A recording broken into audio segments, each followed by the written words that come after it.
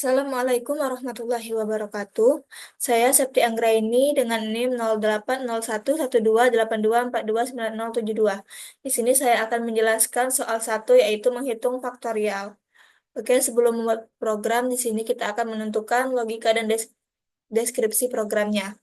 Program ini dibuat bertujuan untuk menghitung nilai faktorial. Untuk logikanya, satu mulai, dua deklarasikan variabel n yang bertipe integer untuk menyimpan nilai angka yang ingin difaktorialkan. Kemudian deklarasikan variabel hasil yang bertipe integer untuk menyimpan hasil perhitungan. Karena belum ada angka yang dijumlahkan, maka deklarasikan hasil sama dengan satu. Karena banyak nilai yang dikalikan diketahui, maka kita dapat menggunakan pernyataan for. Karena nilai yang dikalikan diawali dengan satu, maka inisialisasi nilai i sama dengan satu. Karena perkalian akan terus dilakukan selama i kurang dari sama dengan n, dan akan keluar dari perulangan apabila i lebih besar dari n. Maka masukkan kondisi i lebih kecil sama dengan n. Karena angka yang dikalikan adalah 1 hingga n, yaitu 1 kali 2 kali 3 hingga n, atau beda antar angka adalah 1, maka perubahannya i plus plus, yang dimana berarti i plus 1. Di dalam pernyataan for, masukkan statement yang akan menyimpan hasil perkalian. Karena angka yang dikalikan tersimpan pada variabel hasil, maka kalikan variabel hasil dengan variabel i, atau hasil dikali sama dengan i, yang berarti sama dengan hasil sama dengan hasil perhitungan dari hasil kali 1 disimpan ke dalam variabel hasil. Karena apabila perulangan telah selesai, berarti kita telah mendapatkan hasil perkalian angka-angka tersebut. Maka langkah selanjutnya adalah mencetak variabel tempat kita menyimpan hasilnya, yaitu cetak hasil. Selesai. Untuk sedekotnya, ini deklarasikan variabel n hasil dengan tipe data integer, begin untuk memulai, kemudian read n untuk membaca input dari pengguna dari variabel n. Variabel hasil diisi dengan 1. Untuk i sama dengan 1 hingga n, kemudian isi variabel hasil dengan hasil perhitungan hasil dikali 1. Kemudian isi variabel 1 i tambah 1. Write yaitu cetak ke layar kalimat faktorial dari, kemudian nilai dari variabel n, kemudian kalimat lagi adalah, kemudian nilai dari variabel hasil, dan n selesai.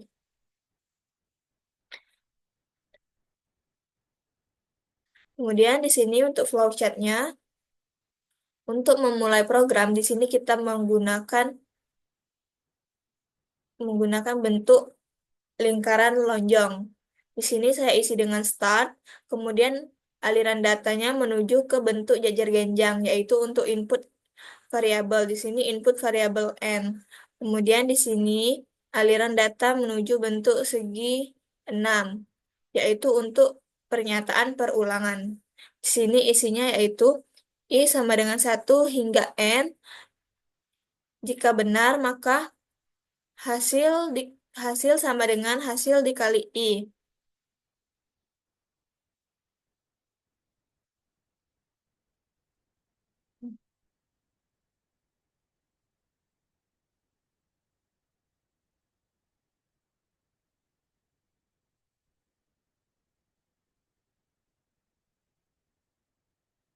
Kebenar hasil dikali i, kemudian i plus plus, yaitu i-nya bertambah 1, kemudian masuk lagi ke perulangan, i sama dengan 1 to n, dan dia akan berulang terus sampai kondisi tidak terpenuhi. Kemudian jika tidak terpenuhi lagi, akan ke sini ke fase aliran data menuju bentuk jajar genjang, yaitu cetak hasil. Kemudian aliran data menuju lingkaran lonjong ini yang artinya n selesai.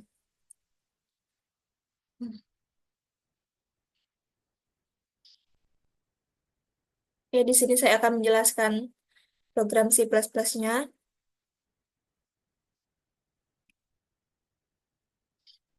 Di sini plus satu. Oke, di sini ada include IOStream, yaitu untuk ini ialah header dari program C++, yaitu prosesor pengarah kepada compiler untuk meletakkan kode dari IOStream ke dalam program seperti cout, cin, and line. Kemudian using namespace std, yaitu untuk mendeklarasikan kepada compiler bahwa akan menggunakan semua fungsi yang terdapat dalam namespace std. Kemudian in main. In main ini yaitu program utama yang dibatasi dengan kurung kurawal.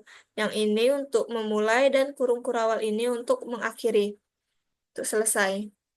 Nah, kemudian deklarasikan variabel di sini ada variabel n, hasil, dan i dengan tipe datanya integer. Sini cout masukkan bilangan, artinya cetak ke layar kalimat masukkan bilangan. Di sini saya menggunakan tanda petik 2 karena ini yaitu kalimat bukan variabel. Kemudian in n input nilai n, kemudian deklarasikan hasil sama dengan 1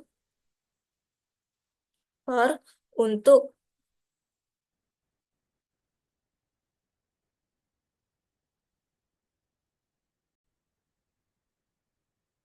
ya di sini ada pernyataan perulangan yaitu di sini cara membacanya for yaitu untuk i sama dengan 1 jika i kurang dari sama dengan n maka lakukan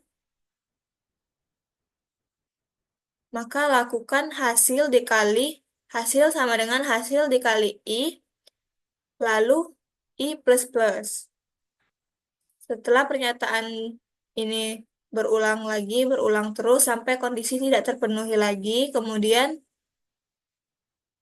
cout yaitu tampilkan kalimat faktorial dari, kemudian ini n yaitu nilai dari yang kita inputkan tadi, n adalah, kemudian di sini tampilkan juga nilai dari variabel hasil, dari hasil perhitungan di sini.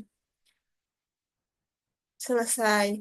Untuk running programnya,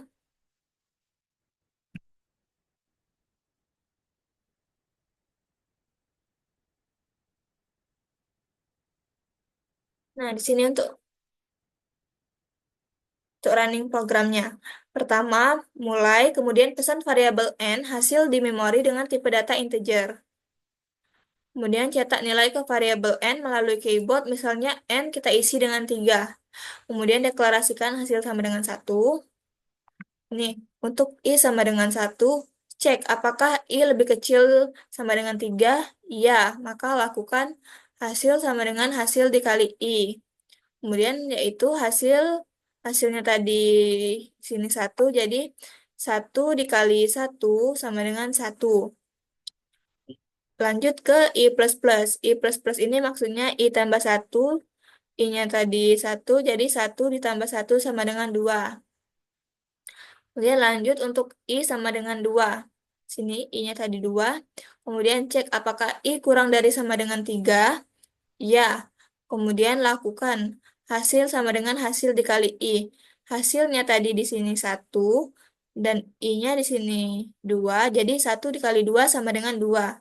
Kemudian lanjut ke i plus plus, artinya i plus 1 sama dengan di sini i-nya tadi 2, jadi i plus 1, jadi 2 plus 1 sama dengan 3.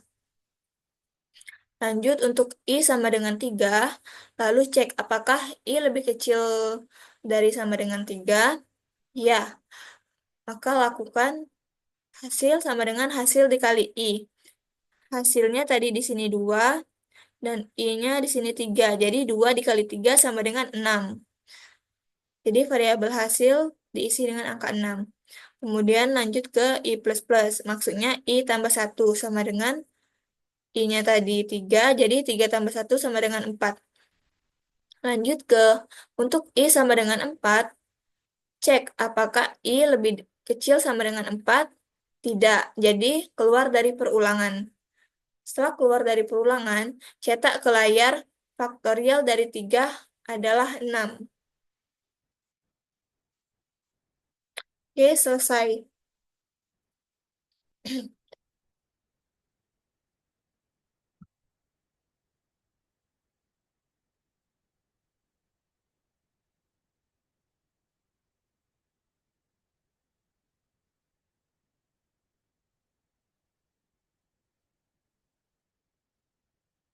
Ini kita akan mengecek hasilnya.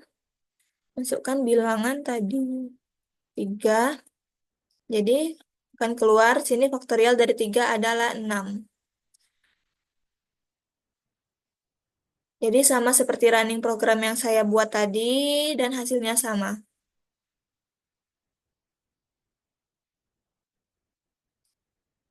Nah, ini 6. Ini hasil terakhirnya nilainya 6. Oke, itulah tadi penjelasan dari saya dari soal nomor 1. Terima kasih. Wassalamualaikum warahmatullahi wabarakatuh.